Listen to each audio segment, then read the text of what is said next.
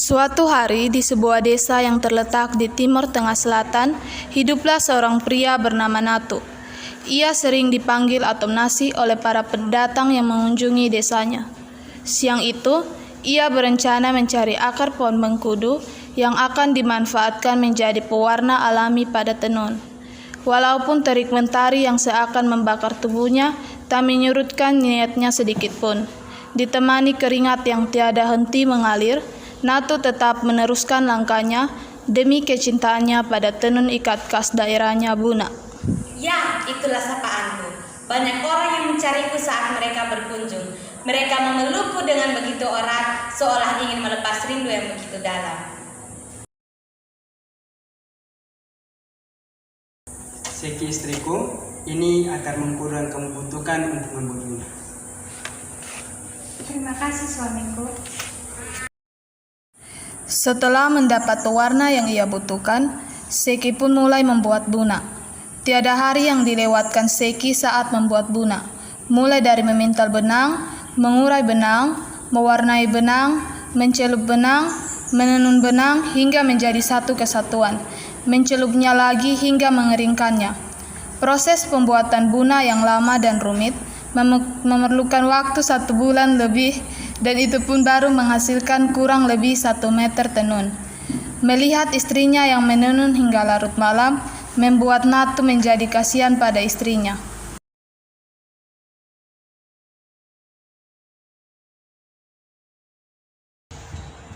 Istriku, waktu sudah larut malam, lekas makan dan beristirahat. Sebentar lagi suamiku, aku harus menenun Buna dengan berhati-hati agar hasilnya terlihat indah. Meskipun khawatir pada Seki, Natu merasa kagum pada istrinya itu. Ia begitu tekun dan berusaha melakukan yang terbaik agar tenun yang ia buat elok dilihat. Beberapa bulan kemudian, Seki berhasil membuat Buna. Ia begitu gembira karena kerja kerasnya selama ini setelah Buna yang telah selesai dibuat. Selang beberapa hari, rumah mereka dikunjungi oleh pendatang dari kota. Tujuannya tidak lain dan tidak bukan untuk membeli tenun milik Femnasi yang akan ia jual kembali ke luar negeri. Permisi. Iya, siapa?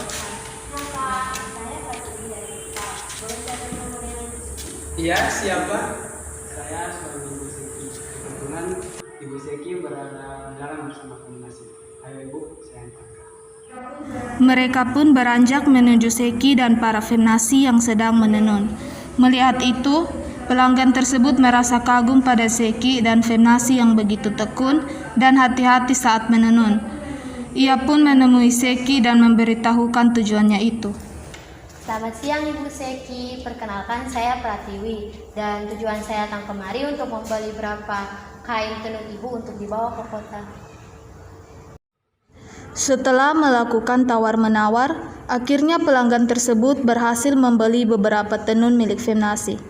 Walaupun merasa lega karena Buna miliknya laku sehingga meringankan himpitan ekonomi keluarganya, namun di sisi lain ia begitu berat melepas Buna.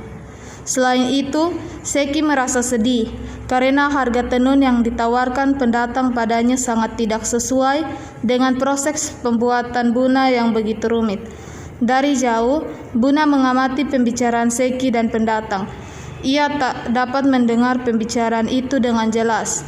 Ia hanya mendengar beberapa kata yang keluar dari mulut Femnasi. Apa yang mereka katakan? Aku hanya mendengar kata pokoknya yang dikatakan Seki tadi. Seki jangan menangis, tenang saja, aku akan baik-baik saja di sana. Seki juga jangan lupa istirahat yang cukup dan makan yang secukupnya. Baik, jaga dirimu di sana. Aku juga ingin berterima kasih kepada Seki dan Natu yang telah membuat dan merawat aku seperti anak kalian sendiri. Mendengar itu, Seki tak bisa menahan kesedihannya. Bahkan ia tak sanggup berkata apapun. Namun, ia berusaha tegar melepas kepergian Buna. Lalu, Buna dibawa menuju negeri asing yang amat jauh. Ia tak tahu apakah ia akan dijual atau dipamerkan oleh majikannya. Ketika Buna sampai di sana, ia dijual kembali kepada turis-turis dengan harga yang lebih mahal berkali-kali lipat di daerah asalnya. Lalu datanglah seorang turis yang berniat membeli Buna.